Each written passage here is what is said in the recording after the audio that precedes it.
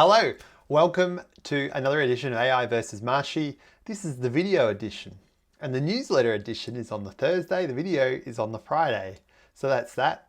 And I thought I'd explain this morning about the nickname Marshy. It's short for Marshall, but I have a multitude of other nicknames as well. My family calls me Louis the Fly. One of my old uni friends used to call me Bacchus, as in Bacchus Marsh. Another one called me Masha. I won't say why. And yeah, I'm working with a coach named Dale. I've been working for about 6 months. And I just off the cuff said one time, it's Lukey Dukes here.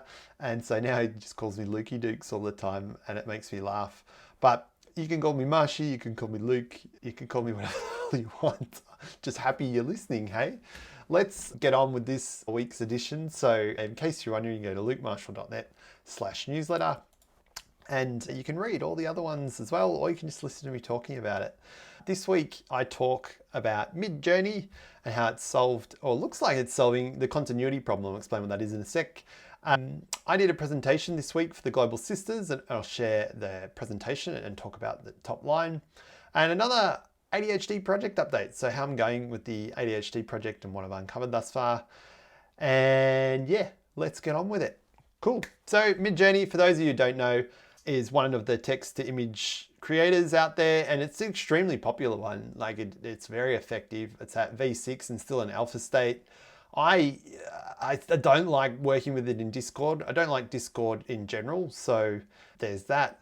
And also it's very expensive for the more paid versions, which yeah, you can use some cheaper ones, but I liked the higher tier that's private. It's very embarrassing having what I'm typing in text to image. Yeah, I just don't want people seeing what I'm thinking about. I don't know, and I'm a very public person. It's just strange. But yeah, that's Midjourney. Very powerful though. And so hold that thought. If you haven't played with a text to image creator, you can actually sign up for Adobe Express. It's free and it'll give you text to image for free. And just up on the screen now is this prompt. I said, I want you to draw an excited businessman in a gray suit with a basketball singlet over the top and backwards cap, riding a comically small rocket with red and blue and yellow flames sparking out the back while it rises at a 45-degree angle. The style should be pen and watercolor with a limited 16 color palette. And yeah, I actually think it absolutely nailed it. I'd love to give credit to my prompting skills, but yeah, how cool is that? It just looks amazing. But if I wanted to get the business baller guy to do other things, like, I don't know, shoot hoops or ride a unicorn, I couldn't, because text to image, or most of them, use something called a diffusion model, which in layman's terms means it's predicting what is most likely to come from the text. And because it's a prediction and because it's so vast, like the complexity of what it's doing, you actually can't get it to repeat itself. It's actually a very hard and challenging task. But Midjourney is working around this by adding a character toggle. And so with the toggle cref, you can create a character here, which there he is there on the screen. And then you can use him in other scenes. And so that continuity with a character is something they're working on. It's still early days, but yeah, that's pretty cool. Because say an example I can think of is a children's storybook that you might have created for your child, or even got your child to co-create it with you. If you tried to use text to image to create the character, you couldn't get that continuity because they'd keep morphing over time, which is weird. So yeah, the tech keeps getting better. It's all pretty incredible, and credit to VentureBeat for sharing that one and getting it on my radar. So this week I did a presentation for Global Sisters. It's a mission-focused organization, basically trying to create employment pathways for women. And I thought, I love these causes. My friend Sylvia tapped me in, and the brief was, okay, if you want to learn content marketing, get into content marketing today and use AI tools, what would you do? And yeah, that's a tough brief because I know I've been working in marketing for almost 20 years. Yeah, AI is new. How do I combine the two without over-focusing on one versus the other?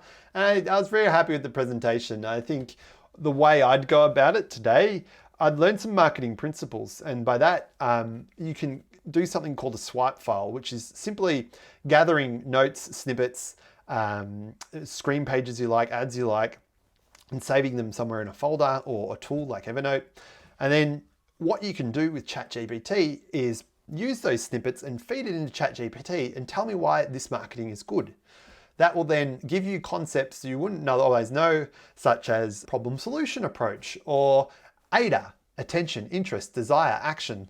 And these principles, while you don't necessarily know all the fundamentals and strategy behind them, you can then create content that uses these principles to make your content marketing better. And the other call out I said was use it for drafts and then repurpose it for your authentic thing. I think we all know when something's AI generated.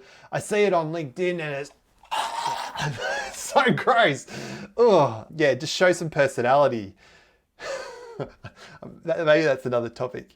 And I do lunch and learns for any member-based organization. So here you go. You can click on the link if you are interested in that.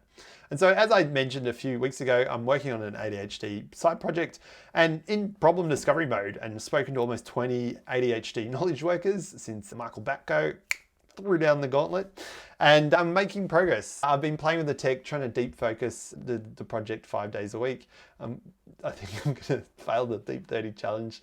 I'm not going to hit 5 days this week, but I'm getting through it and it's been good. And so I'm building a guide, an ADHD guide. Basically, here's how you attack it as an adult knowledge worker. I'm getting through it. See, there's 2,300 words. There's my workflow. And that's how we go. Cool, that's a wrap for a week. One thing I'm thinking about, and something I've noticed from other ADHD sort of content creators, is just listing the tools. It's fucking boring. Like, there's just not a lot going on. And, in terms of, I don't find that interesting. And so I'm trying to shift the newsletter more into applications of AI in the present right now. If you've got any feedback, the feedback I've got so far is love it, Marshy, keep doing what you're doing. And so I will, but if you've got any more specific feedback, that would be great too. Obviously you'll see this video and it'll be on YouTube as well. Have a good weekend. It's great to be back and filming this on a Friday instead of a Saturday, and hear from me next week. Thanks.